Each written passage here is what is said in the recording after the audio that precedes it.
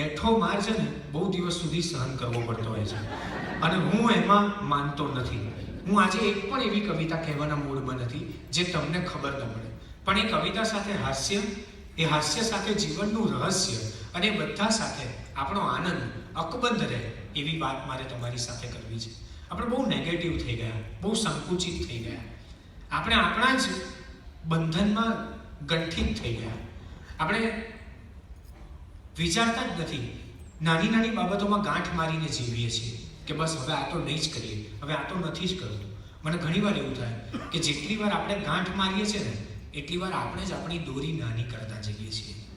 એના કરતાં થોડીક વાર ઉઘડીને, ક્યાંક જુદા સમય પર જઈને, કોઈકને મળ્યા વગર તમને મળી શકો એવી મુલાકાત આપવાનો આ સમય પાકી ચૂક્યો છે, અને એને હું તમારી સાથે શેર કરવા માંગુ છું.